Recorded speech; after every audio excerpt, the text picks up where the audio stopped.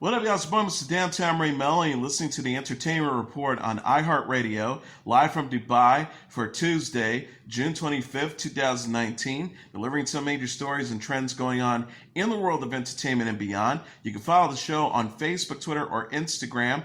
Facebook.com/The Entertainment Report with Ray Mello. That's RAYMELO. On Twitter at The Enter Report, or on Instagram at The Entertainment Report. You can listen to the show anytime you want on iHeartRadio. Just go to iHeart.com or your iHeart phone app, search for The Entertainment Report, and it'll take you to the page. 28 days later, director Danny Boyle is sharing plans for a third film. The British director said in an interview with The Independent published Monday he's working with Alex Garland, who wrote 28 Days Later, on a new sequel to the zombie movie. 28 Days Later starred Cillian Murphy, Naomi Harris, Megan Burns, and Brendan Gleeson, and opened in theaters in 2002. The film inspired 2007's sequel 28 Weeks Later, which was directed by Juan Carlos Fresnadillo. Boyle says, Alex Garland and I had a wonderful idea for the third part. It's properly good. He added of the sequel, the original film led to a bit of resurgence in the zombie drama, and it doesn't reference any of that. It doesn't feel stale at all. Garland is concentrating on directing his own work at the moment, so it stood in abeyance, really, but it is a you never know. Boyle previously told IndieWire in 2015 the development process was underway with original producer Andrew McDonald. He says it's not quite ready to go, but there's been a bit of work done on that. It is a process. At the moment, I wouldn't have any inhibition about being involved in it at all. It's amazing what has happened to the zombie genre since we made it. Garland had voiced doubts about the project getting made in a Reddit AMA in February 2018. A fan asked the writer and director if there were any plans for a third film. Garland responded, kind of, but doubt it would ever happen. Boyle is known for directing the movies Trainspotting, Slumdog Millionaire, and 127 Hours.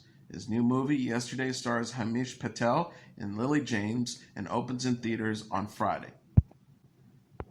Bill Murray will receive a Lifetime Achievement Award at the 2019 Rome Film Festival in October. Festival organizers announced Monday on Twitter that director Wes Anderson will present Murray with the award during the annual event, which will take place from October 17th to the 27th in 2019. The post reads, the 14th #Rome Film Fest, the first sneak previews the Lifetime Achievement Award to Bill Murray, handed by Wes Anderson, and counter presented by the director. Deadline says Murray, 68, will take part in an In Conversation event hosted by Anderson. Directors Hirokazu Koreeda, Olivier Assayas, Bertrand Tavernier, and writer Bret Easton Ellis will also speak during the festival. Murray has collaborated with Anderson on a number of the director's films, including Rushmore, The Royal Tenenbaums, and Isle of Dogs. Murray is also known for the movies Caddyshack, Groundhog Day, and Lost in Translation, and most recently starred in the Jim Jarmusch film The Dead Don't Die. The Rome Film Festival also announced its official selection will include Ron Howard's Luciano Pavarotti documentary Pavarotti. Howard will attend the festival to present the film. The 2019 lineup also includes restored versions of Fellini Satrican in honor of the 50th anniversary of its release, and Capo as a tribute to director Guillermo Pontecorvo a century after his birth. The full lineup will be announced at a press conference on October 4th. Spider-Man Far From Home star Zendaya says filming the movie was an incredible experience. The 22-year-old actress discussed the film in her terrifying scene with pigeons during Monday's episode of Good Morning America. Zendaya and her co-stars, including Tom Holland, shot parts of the movie in Prague, Venice, and London. Zendaya said it was really nice to spend a large portion of the time in London. The star says, we did actually have a lot of time off because when Holland's off doing Spider-Man stuff, we had time to explore the city. I occasionally got out of my hotel and actually did things, which was wonderful. She also added, the show shoots in so many historic landmarks and stuff like that, so it's kind of crazy to just be shooting and running away from monsters we can't see yet, because they're going to be put in at some point and look around and be like, oh, we're at the Tower Bridge right now. It was an incredible experience. Zendaya, who plays Michelle M.J. Jones in the movie, confirmed she filmed a scene in Venice where she was covered with pigeons. The actress says, that was not in the script. I got there and John Watts, the director, was like, "We're going to put some seeds on you and just let the pigeons go for it." She added, "I don't know if you guys know what it's like out here in New York, but seeds times pigeons times means equals a disaster. I was terrified, but I handled it myself. I kept it composed. I never forget that moment." Zendaya first appeared as MJ in Spider-Man Homecoming, which opened in theaters in June 2017. Spider-Man Far From Home co-stars Hotland, Jake Gyllenhaal, Samuel L. Jackson, and Kobe Smulders, and opens in theaters on July 2nd. Russell Crowe says his dramatic physical transformation to play Roger Ailes was a freeing experience. The 55-year-old actor and his co-star Sienna Miller discussed portraying former Fox News CEO Roger Ailes and his wife Elizabeth in the Showtime miniseries The Loudest Voice during Monday's episode of Today. Crowe says it's a lot of fun, actually. The difficulty of being in the makeup chair for many hours and sitting still is not really my thing, but once you have that stuff on, it's kind of freeing. You know the makeup's doing a lot of work for you, so you can just relax with it. Miller shared similar sentiments about her transformation as Elizabeth. The actress says it's so convincing that it's very strange to look in a mirror and not recognize any part of yourself. It was fun. I found it very liberating once you were in it, like Russell said. Crowe previously said on The Late Show with Stephen Colbert that he underwent hours of prosthetics to play Ailes, who died at the age of 77 in May 2017. Crowe wore 2 ball caps, a full neck piece, and heavy prosthetics to play Ailes. The actor says, "When we first started, the prosthetic process was 6 hours, but then over time, we got it down. The quickest we did in one day was 2 hours and 17 minutes. The Loudest Voice examines Ailes' life and career, including the sexual harassment allegations that led him to leave Fox News in July 2016. The miniseries co-stars Seth MacFarlane and Sienna Miller and premieres on June 30th. The Hill reboot teases drama to come in a sneak peek at the show's opening minutes. MTV released the first 3 minutes of The Hill's New Beginnings ahead of its series premiere Monday evening. The promo shows returning Hills stars Heidi Montage, Spencer Pratt, Audrina Partridge, Brody Jenner recount their history and share their hopes for the future. Montage says in the clip, "It's really easy to get caught up in Hollywood and the fame and success." Pratt adds, "I would love to be famous again." The sneak peek also features newcomer Misha Barton, an actress known for playing Marissa Cooper on the Fox series The OC, and Brandon Thomas Lee, an inspiring actor and the elder son of Pamela Anderson and Tommy Lee. Barton says, "When you're famous, people have a price tag on your head. A lot of people that I trusted turned out to be monsters." The Hills had a 6-season run on MTV from 2006 to 2010 and co-starred Laura Conrad and Kristen Cavallari. Montage and Partridge said in an interview with Good Morning America this month that Conrad will not return for the reboot, but was a freeing experience. Montage says, "I actually was kind of excited Lauren wasn't on it because I felt like it was more freeing and fair-like for me." Partridge added, "Without Lauren, she was always the one, she's the leader, the one that would tell you what to do, what not to do. So now it's kind of like we all get, kind of make your own choices and be your own self." Bodyguard star Keely Hawes has signed on to star in and executive produce a 2-part crime drama for ITV titled Honor. Honor will feature Hawes as real-life detective Chief Inspector Caroline Good as she searches for the truth behind the disappearance of 20-year-old Banzam Mahmood, a woman who was murdered by her own family for loving the wrong man. Hawes is executive producing through her Body Club Productions. Gwyneth Hughes wrote the project, which will have both parts directed by Richard Laxton. Production is set to begin in September. Hawes said in a statement, "It is a privilege to be working on Honor as Buddy Club's first ever project. In a time when honor killings are still rife, it is critical to shine a light on such an important subject. Banaz Mahmood's story and DCI Good's subsequent investigation is certainly one that needs to be told, and I am proud to be a part of it." Khloe Kardashian says Tristan Thompson threatened suicide after reportedly cheating on her with Jordan Woods. The 34-year-old television personality and her sisters reacted to Thompson's night with Woods during Sunday's episode of Keeping Up with the Kardashians, part 1 of the 2-part season 16 finale. Thompson and Woods reportedly kissed after partying together at Thompson's house in February. Khloe found out about the scandal as Thompson, an NBA player for the Cleveland Cavaliers, was on a flight back to Ohio. Khloe recounted, once Tristan finally landed in Cleveland, he saw my millions of text messages. He already knew what was up, and there was nothing else he could do but confirm it. She says, I got my questions answered. Even everyone left and Jordan stayed. She was sitting on his lap on a chair. They were all over each other. They were handsy. They made out. The star added, it's disgusting. I never understand the depths of this. I was just hoping for a better outcome for my daughter and for myself. Thompson previously cheated on Khloe while she was pregnant with their daughter True, who was born in April 2018. Khloe relayed some of Thompson's text messages during a conversation with her sister Kourtney Kardashian's ex-partner Scott Disick. She says, he's like, I can't stop thinking about you and what mess I've caused. He's doing this to get a reaction out of me. Oh, so I'm just allowed to say I'm going to kill myself at any time. That's crazy. Khloe had one of Thompson's friends check on the NBA player to confirm his well-being. Disick said in a confessional shot, the fact that Khloe is still here, heartbroken, but still worrying about Tristan's feelings and the possibilities of him being upset or possibly hurting himself, I mean, it just goes to show that Khloe is an unbelievable person that loves so hard and so much.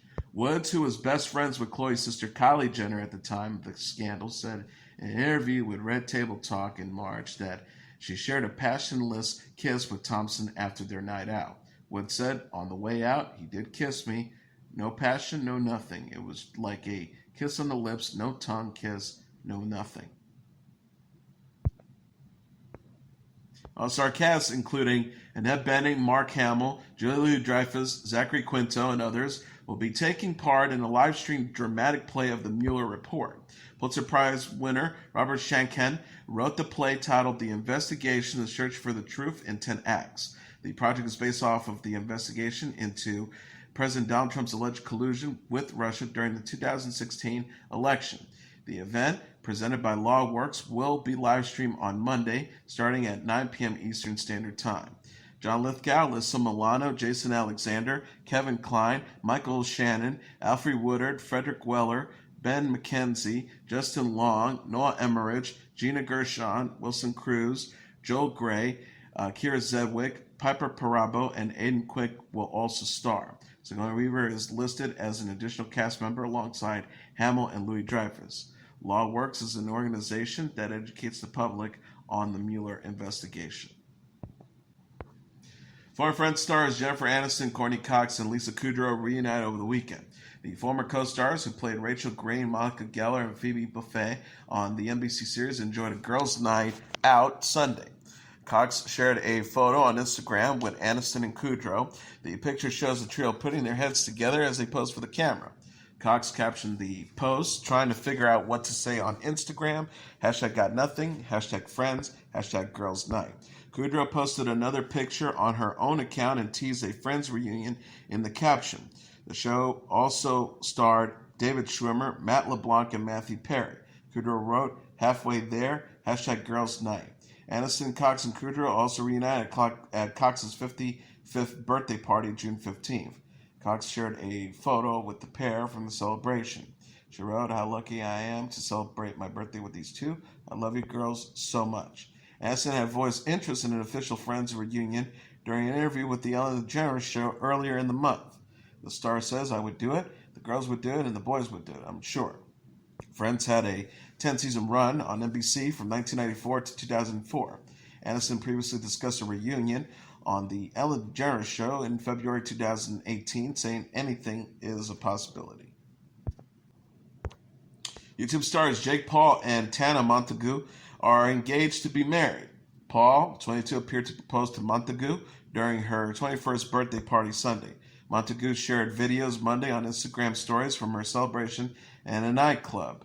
One clip shows a cake reading, Will You Marry Me, Tana? Another features Montague showing off her engagement ring. She captioned the post, adding a hearts emoji, I'm engaged at Jake Paul. Montague announced the news Monday on Twitter. She wrote, Jake, I just proposed. I'm engaged. Montague denied the engagement was a joke in a tweet to actress Ashley Lyle.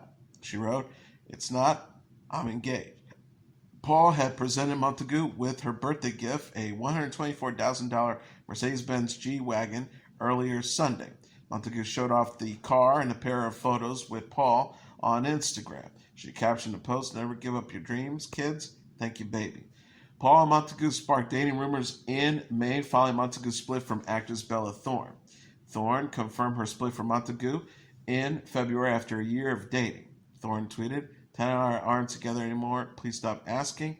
We love you guys." Paul is the brother of U2 musician Logan Paul and has over 19 million subscribers on YouTube.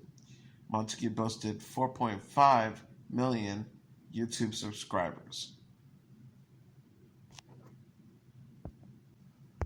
Disney Star Wars Galaxy Edge theme park located inside Disneyland in Anaheim became open to the public on Monday, filling the capacity within 20 minutes. Monday was the first day park guests could enter the 14-acre Star Wars area following a soft opening in May, which required a reservation to enter. Walk-ins were turned away within 20 minutes as it filled the capacity. Guests then had come back at a later time through a virtual queue system that was accessed through the Disneyland app. The virtual queue placed guests into boarding groups and assigned a number. At different times, the different groups will be allowed into the Galaxy Edge. Star Wars Galaxy Edge includes the thrill ride, the Millennium Falcon, Smuggler's Run, themed restaurant such as Olga's Cantina, and stores such as Savi's Workshop, where lightsabers can be built and purchased. Millennium Falcon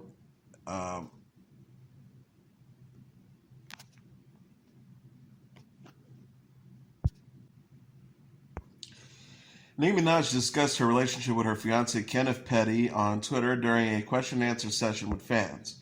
Minaj, who released a new single titled Megatron on Friday, detailed the creation of the song and why her fiance only calls her Onika, her real name.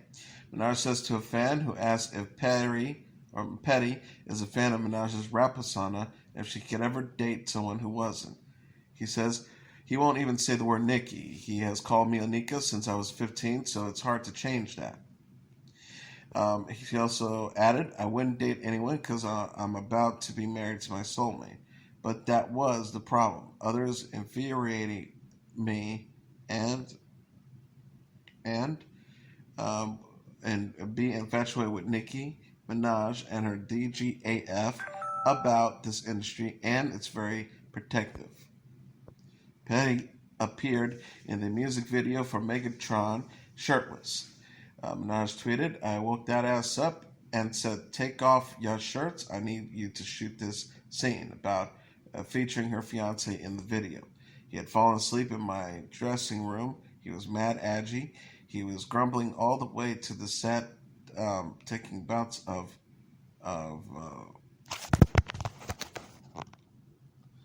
he had fallen asleep in my dressing room. He was mad aggy. He was grumbling all the way to the set, talking about he cold. I said, 'Boy, get over there and be quiet.' Once he saw the video,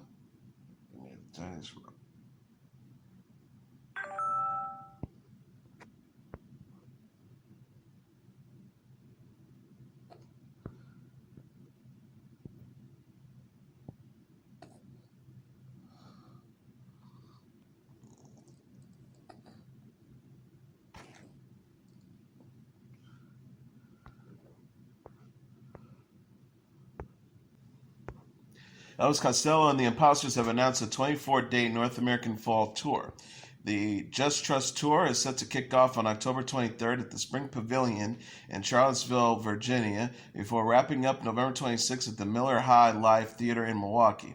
Costello and the Imposters will also be performing in cities such as Nashville, Atlanta, Fort Lauderdale, New Orleans, Memphis, and Chicago, among others. Tickets go on sale for the general public at 10 a.m. local time through ElvisCostello.com. The tour name is reference to Costello and the Imposters, telling fans to trust that they will play all of their favorites and hit songs. Costello and the Imposters will also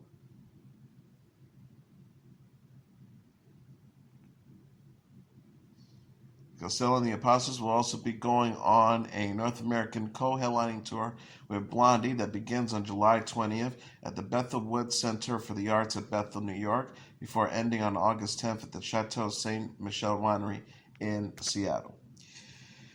And that is your entertainment report for Tuesday, June 25th, 2019. I'm your host, Mr. Downtown Ray Mello. I'll be back tomorrow to deliver some major stories and trends going on in the world of entertainment and beyond. You can follow the show on Facebook, Twitter, or Instagram.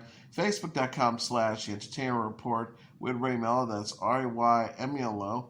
On Twitter at The Enter Report, or on Instagram at The Entertainment Report. You can listen to this episode or any previous episodes of The Entertainment Report anytime you want on iHeartRadio. Just go to iHeart.com, iHeart phone app, search for The Entertainment Report, and it'll take you to the page. Good night, and God bless you all.